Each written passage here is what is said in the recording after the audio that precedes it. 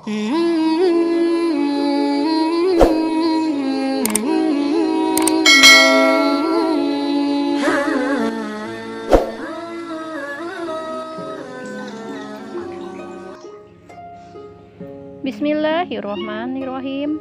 Alhamdulillahirabbil alamin. Allahumma sholli ala sayyidina Muhammad wa ala ali sayyidina Muhammad.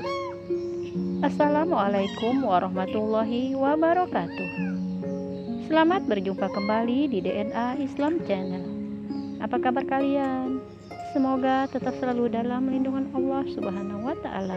Dimurahkan rezekinya, dipanjangkan umurnya. Amin ya rabbal alamin. Di video kali ini saya akan membagikan pengetahuan yang saya rangkum dari berbagai sumber, yaitu seorang muslim wajib tahu inilah 10 keutamaan dan pahala pelihara kucing dalam Islam. Sahabatku yang beriman yang dikasihi Allah, di dunia ini Allah Subhanahu wa taala telah menciptakan berbagai macam makhluk hidup, yaitu manusia, tumbuhan, dan juga hewan. Dan di antara setiap makhluk ciptaannya, pasti Allah memberikan kebaikan padanya. Sama halnya dengan seekor kucing yang merupakan hewan peliharaan kesayangan Nabi Muhammad SAW. Kucing adalah hewan yang diperbolehkan untuk dipelihara dalam Islam, karena pada kucing terdapat banyak keutamaan dan manfaat bagi yang memeliharanya. Lalu, apa saja keutamaan memelihara kucing menurut Islam? Sahabatku yang beriman yang dikasihi Allah, mohon simak video ini sampai selesai agar tidak salah dalam pemahaman. Islam merupakan agama yang baik dan sempurna, karena Islam tidak hanya mengajarkan kita untuk mencintai dan menjaga dan berperilaku baik terhadap sesama, namun juga memerintahkan kita untuk menyayangi dan berperilaku baik kepada semua makhluk ciptaan Allah Subhanahu wa taala. Dan Islam juga memperingatkan agar kita menyayangi hewan peliharaan sekalipun itu binatang sembelihan seperti yang tertulis di dalam hadis. Barang siapa menyayangi meskipun terhadap hewan sembelihan, niscaya Allah akan merahmatinya pada hari kiamat. Hadis riwayat Bukhari. Maksud dari hadis tersebut adalah seseorang yang menyayangi hewan seperti hewan sekalipun hewan tersebut adalah hewan sembelih, Allah akan merahmatinya pada hari kiamat.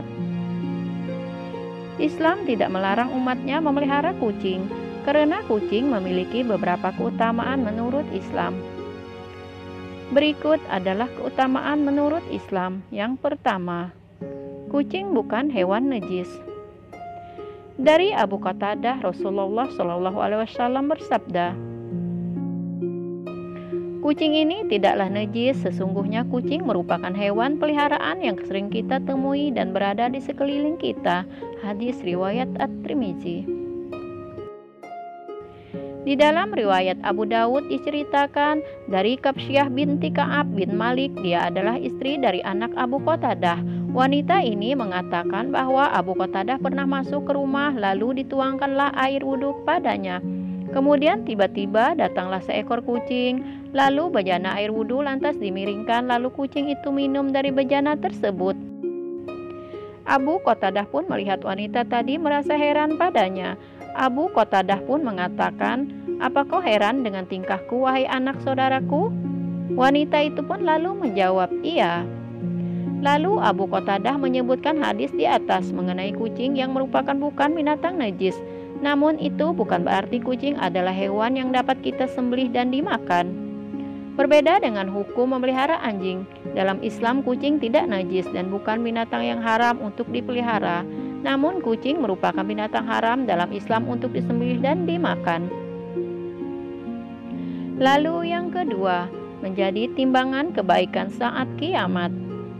Seseorang yang memelihara kucing ataupun binatang lainnya dalam jalan Allah dengan penuh iman kepada Allah, meyakini akan kebaikan yang diberikan Allah, maka kebaikan yang sudah diberikan pada hewan tersebut, memberi makan hewan tersebut dan bahkan membersihkan kotorannya, kelak akan ditimbang sebagai kebaikan di hari kiamat.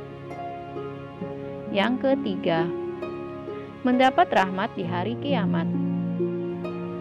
Seseorang yang menyayangi hewan seperti kucing dan hewan lainnya, termasuk hewan sembelihan sekalipun, maka akan mendapat rahmat dari Allah Subhanahu wa Ta'ala di hari kiamat nanti.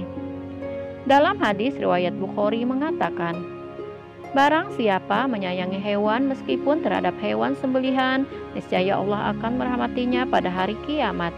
Hadis riwayat Bukhari.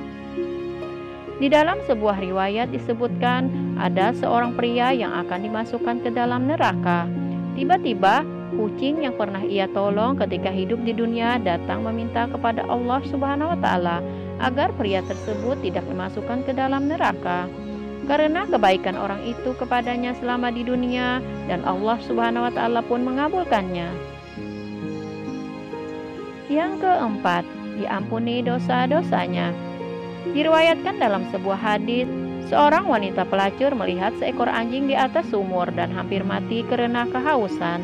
Lalu wanita tersebut melepas sepatunya, diikatkannya dengan kerudungnya, dan diambilkannya air dari sumur lalu diminumkan ke anjing itu.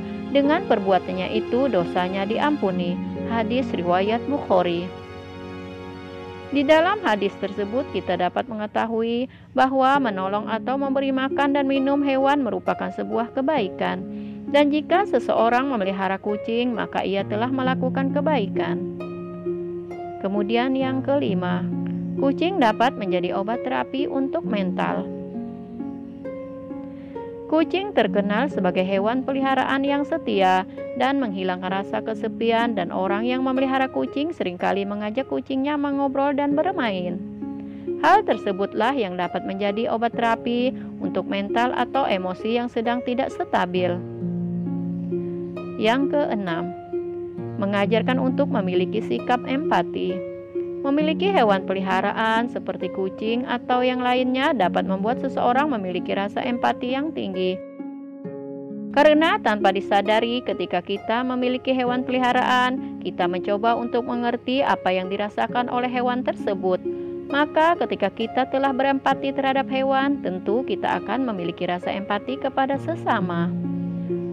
Kemudian yang ketujuh, sebagai sedekah. Islam selalu mengajarkan agar umatnya berbuat baik kepada siapapun makhluk hidup di dunia ini, dan menganjurkan umatnya untuk senantiasa bersedekah. Dalam bersedekah tidak hanya dapat dilakukan kepada sesama manusia saja, namun juga dapat dilakukan melalui hewan-hewan dan makhluk hidup bernyawa lainnya.